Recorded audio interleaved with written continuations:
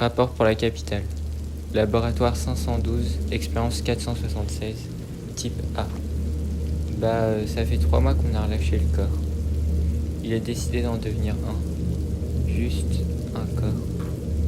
En fait, on l'a chopé en train de fumer des clopes dans sa voiture. Il roulait assez vite. Peut-être un petit, un petit 120.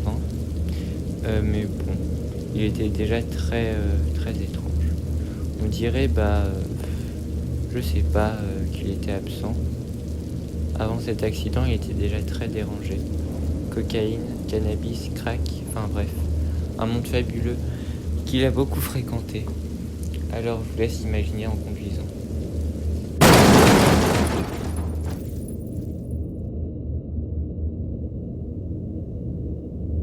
Il a percuté un arbre après le virage.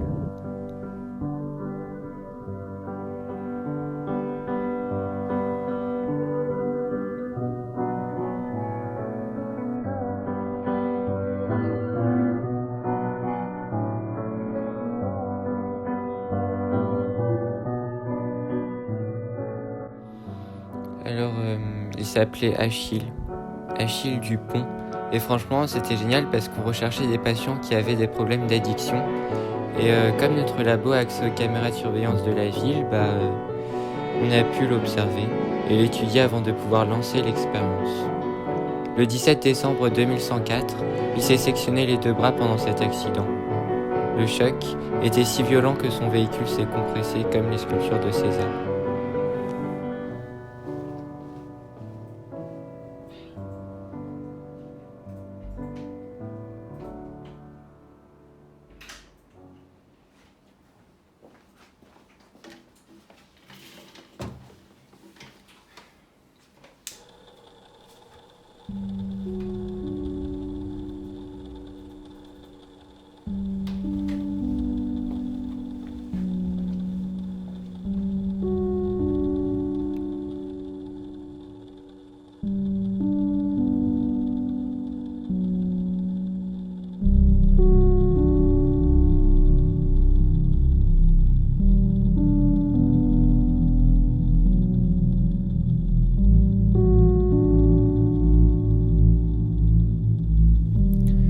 Selon l'ambulance, les hématomes étaient très imposants.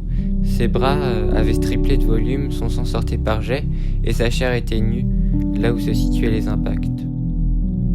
Heureusement, on a pu le soigner directement dans notre laboratoire. Depuis les nouvelles réformes politiques de 2098, le domaine médical a obtenu plus de pouvoir. Il est donc très fréquent d'étudier et d'expérimenter des corps en réanimation pour explorer de nouvelles manières de soigner.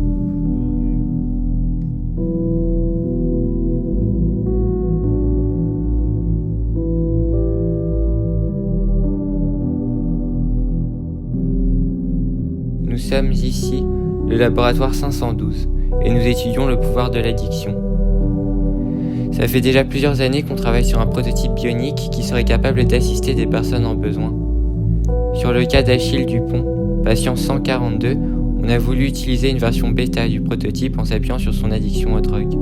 La troisième vision. Cette expérience est basée sur la communication entre le patient et le prototype. Et pour ce faire, nous avons conçu des cachets hallucinogènes permettant cette connexion.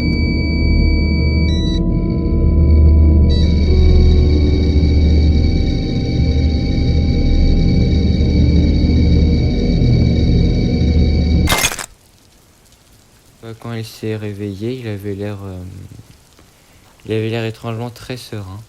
On lui a alors expliqué ce qui lui est arrivé et qu'il a bien été pris en charge. On lui a également évoqué la participation à l'expérience et son but. On a fini par lui donner les cachets, la version bêta du prototype et on l'a averti sur les dangers de l'addiction. Cependant, il avait l'obligation de revenir toutes les 2 semaines.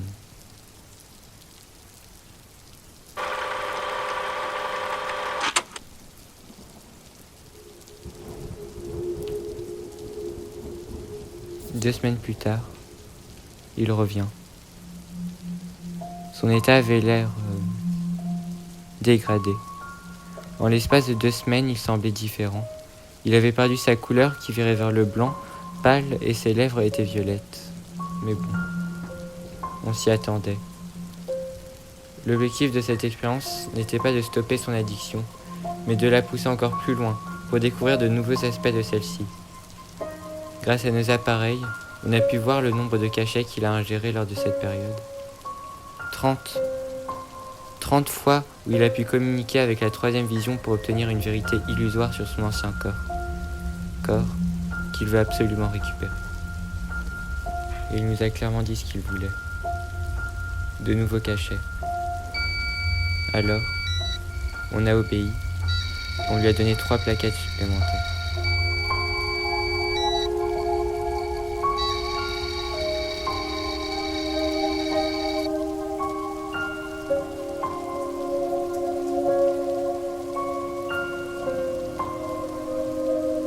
Puis, il a perdu la vue.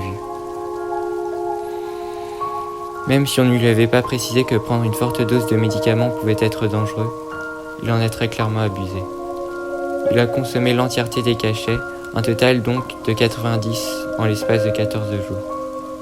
À ce moment-là, on s'est rendu compte du réel but de l'expérience, l'incapacité du patient à être autonome. Une personne addicte perd son autonomie par le simple fait qu'elle est assistée par la substance qu'elle consomme, devenant petit à petit une béquille indispensable pour continuer à fonctionner. Achille Dupont n'est pas addict à ses cachets, mais bel et bien à son ancien corps qu'il s'efforce de récupérer en passant par l'illusion de la tromperie, la troisième vision. Yeux blancs, peau déteinte et séchée par la déshydratation, plaques rouges, cheveux gras et bras inexistants. Voilà le réel corps qu'il laisse entre les bras de la corruption. Évidemment, il n'a pas pu venir jusqu'à nous à cause de sa perte de vue. Donc, on est venu jusqu'à lui. Lors de l'entretien, il ne prenait même pas la peine de s'exprimer clairement. Il allait droit au but.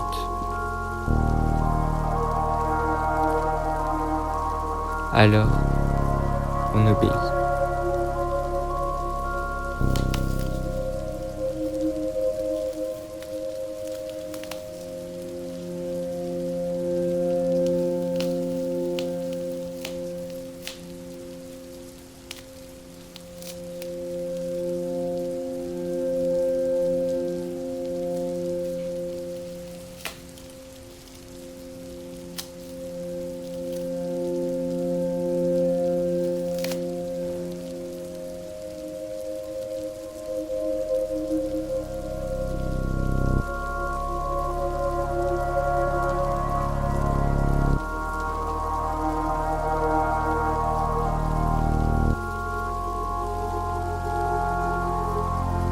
Cette fois-ci, on lui a appliqué un système connecté à ses neurones.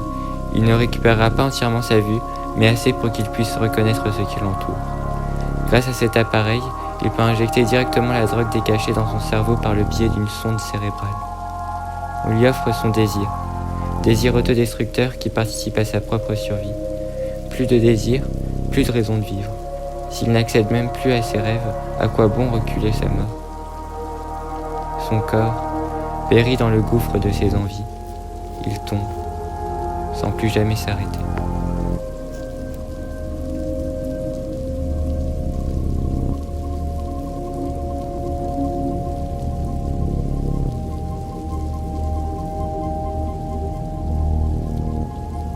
Quand l'addiction touche à sa fin, le regret clôture. Quand l'addiction touche à sa fin, le regret clôture. Le regret clôture. Quand l'addiction touche à sa fin, le regret clôture.